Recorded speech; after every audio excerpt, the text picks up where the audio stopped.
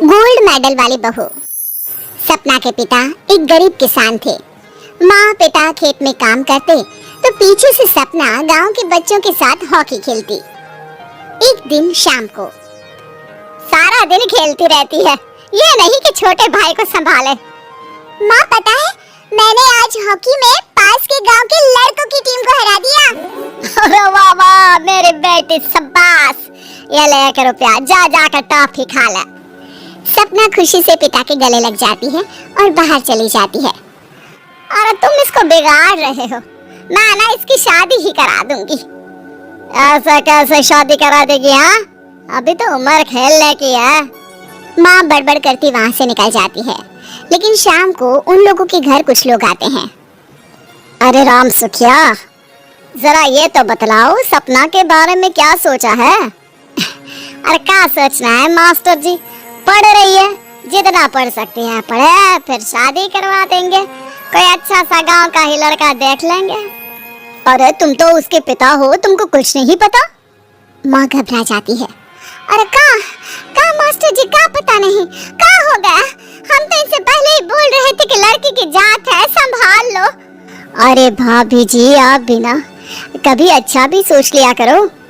अरे सपना क्या खेलती है हॉकी, बड़े से बड़े आदमी भी नहीं जीत पाते हैं उससे।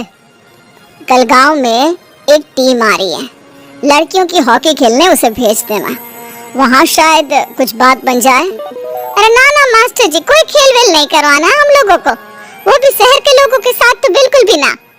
शहर के लोगों का ना कोई भरोसा नहीं होता मास्टर जी। अरे कैसी बात कर रही हो सपना की माँ, बुरा आदमी तो हर जगह मिल जाएगा, उसके लिए शहर का और गांव का। हाँ हाँ मास्टर जी, हम लोग तैयार हैं, कल आ जाएगी सपना वक्त से। माँ के लाख मना करने पर भी पिता सपना को हॉकी टीम के लिए भेज देते हैं। शाम को सपना वापस आती है, लेकिन लट के मुंह से। और क्या हो गया, मार खाई हो का? कौन मारेगा, कौन मारेगा हमें? कोई मार वार खाकर नहीं आए।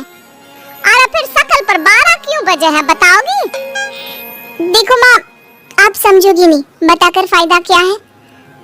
अरे बिटिया रानी, हम तो समझेंगे ना, हमें ही बता दे। सपना पापा के गले लग जाती है। पापा, मैं ना सिलेक्ट हो गई हूँ भारत की हॉकी टीम में खेलने के लिए। अरे वाह, ये तो बहुत ही खुशी की बात है मेरे बच्चे। फिर मेरी गुड़िया काहे परेशान है? पापा, मुझे दिल्ली जाना पड़ेगा आगे की प्रैक्टिस के लिए। माँ जो सारी बात सुन रही होती है, जोर से चिल्लाती है। एक पैसा नहीं है मेरे पास, समझी? कुछ नहीं दूंगी। शादी के लिए लड़का फाइनल भी कर दिया है, कल्ले का बेटा, वो शादी कर लेगा तुमसे। सपना पिता की ओर देखती है। अरे देख सपना, खेलने दिल्ली जाना है तो सिर्फ इसी शर्त पे कि आकर कल्ले से बेटे से चुपचाप शादी कर लेगी, बोल। अरे ठीक है ना, कल्ले का बेटा तो बहुत ही समझदार है, सरकारी नौकरी है उसकी, मान गया वो तो सपना शादी कर लेगी। सपना भी धीरू, जो कि कल्ले का बेटा था, उसे जानती थी। वो मन ही मन सोचती है कि शादी तो वैसे भी होनी है, लेकिन माँ की ये शर्त मान गई तो जीवन जीने का एक मौका तो जरूर मिलेगा। हाँ हाँ, मुझे मंजूर है। तो कल मैं उन लोगों को बुला लूं? पिता और सपना दोनों एक दूसरे को देखते हैं। अब माँ ठीक है ना, बुलाने की क्या जरूरत है, वो लोग पसंद कर रहे हैं ना मुझे, वही ठीक है। बस आप तो मेरा दिल्ली का बैग पैक कर दो। सपना दिल्ली जाती है, दिल्ली टीम के लिए खेलने के लिए। सपना खूब अच्छा खेलती है और गोल्ड मेडल जीत कर आती है। जब वो गांव आती है तो उसका जोरदार स्वागत होता है। हर कोई सपना सपना चिल्ला रहा होता है। और सपना के पापा, तुम्हारी बेटी ने तो गांव का नाम रोशन कर दिया है। गांव की तरफ से तुम लोगों को गांव में पक्का मकान और सपना को परिषद में पक्की नौकरी देने के लिए हम तैयार हैं। अरे वाह वाह, पक्का मकान, ये तो बहुत अच्छी बात है, लेकिन सपना की नौकरी नहीं चाहिए हमें। हाँ, कैसी बात कर रही हो सपना की माँ?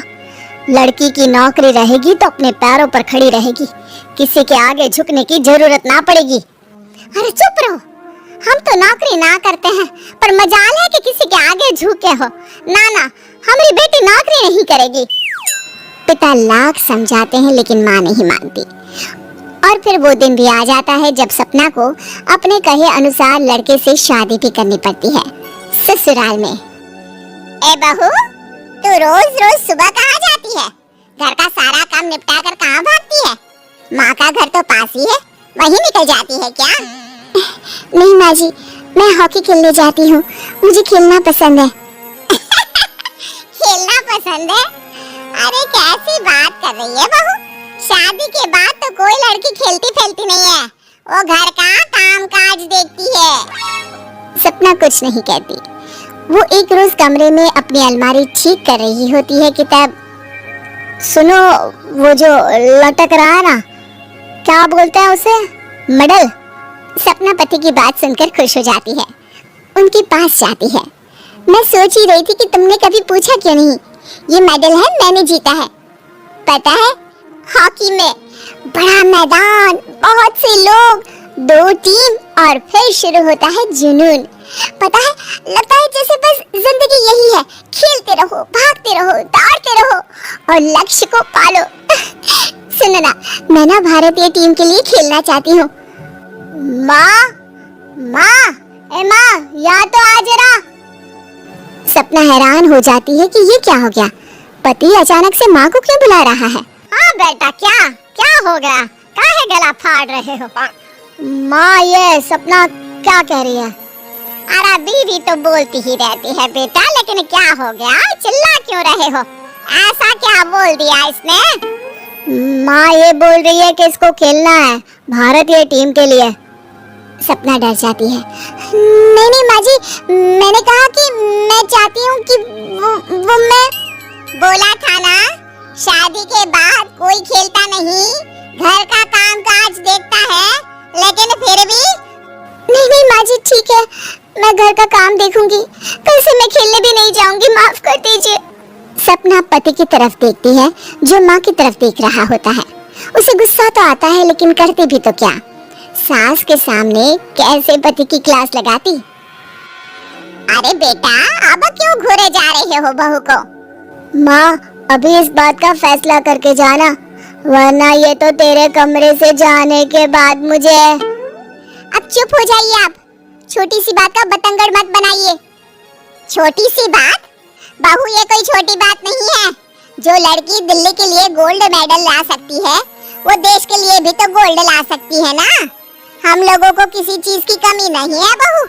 घर का काम तो कोई भी कर लेगा, लेकिन देश का नाम रोशन करने के लिए सपना चाहिए।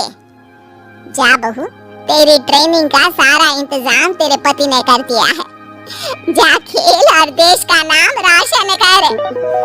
सपना की आंख में आंसू आ जाते हैं।